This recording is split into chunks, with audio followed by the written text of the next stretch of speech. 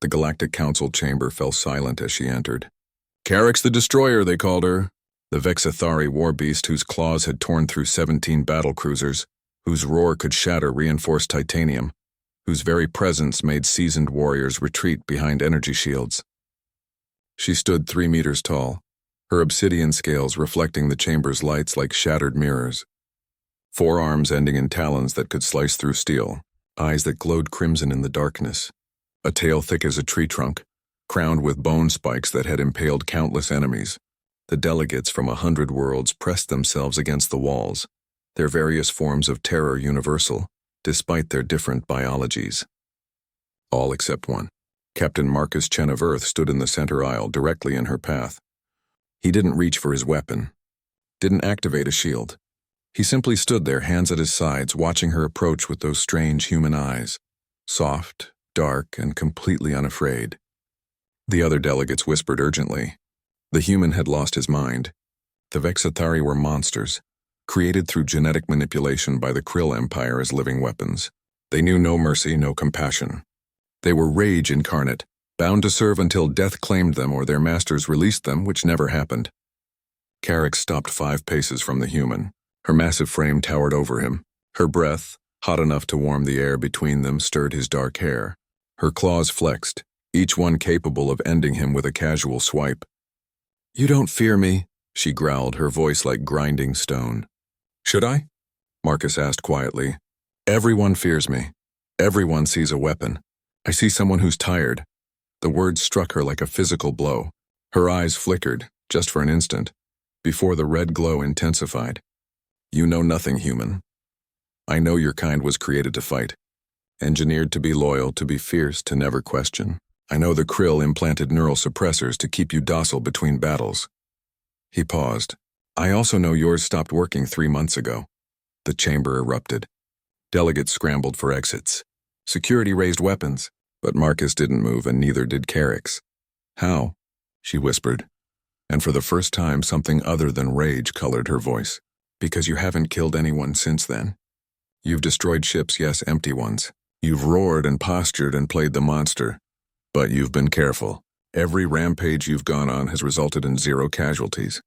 For the galaxy's most feared destroyer, that's an interesting track record." Carix's claws scraped against the floor. "They cannot know. The Krill will kill my clutch, my young. They hold them to ensure my compliance. We know. Earth's special forces extracted them 2 days ago. They're safe on Europa, in a habitat we built specifically for Vexathari physiology." The mighty warrior swayed. Her tail lashed once, twice, then fell still. "Why would you do this? We are your enemies. I have killed your kind. You've killed in service to masters who gave you no choice. That's not the same thing." Marcus took a step forward, just one. "My species has a long history of enslaving others, of creating soldiers who had no choice but to fight.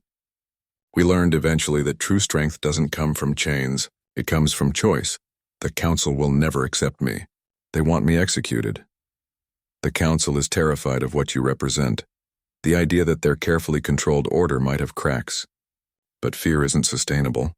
Eventually they'll understand what humans learned a long time ago. Former enemies make the strongest allies." Carix studied him for a long moment. Then slowly she extended one massive clawed hand toward him. The delegates gasped. Security tensed. Marcus reached out and placed his small, soft human hand against her palm. Her scales were warm, surprisingly smooth between the ridges.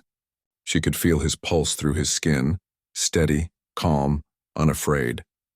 No one had touched her without armor since her creation. No one had dared. The sensation was overwhelming. "What happens now?" she asked. "Now you choose. You can leave, find your young, live in peace. Or you can stay. Help us convince the Council that maybe it's time to stop seeing beings as weapons or monsters. That maybe it's time to see them as people. And if I stay, if I help you, what then? What do humans expect in return?" Marcus smiled. "Honestly, we're hoping you'll share your engineering expertise. A mind capable of calculating battle tactics in microseconds could revolutionize our quantum computing. But that's your choice too. You've spent your whole life being told what you must do. It's time you decided what you want to do." Carix looked past him at the assembled delegates, cowering and staring. She looked at the weapons trained on her, at the fear that radiated from every corner of the chamber. Then she looked back at the human who had seen past the beast to the person within. "I choose to stay," she said. "But I have a condition." "Name it." "You stay too. The galaxy needs more humans who dare to touch monsters." Marcus laughed, a warm, genuine sound that echoed through the tense chamber. "Deal. Though for the record, I never saw a monster. Just someone who needed someone else to believe in them first." As word spread through the galaxy of what had transpired, the other species whispered in confusion and wonder. The humans had done it again, taken something everyone else considered impossible and made it look easy. They didn't have the strongest weapons, the fastest ships, or the longest lifespans, but they had something far more dangerous: the audacity to see potential where others saw only threat, and the courage to extend a hand when everyone else was building walls. And in a galaxy governed by fear, that made them the most formidable force of all.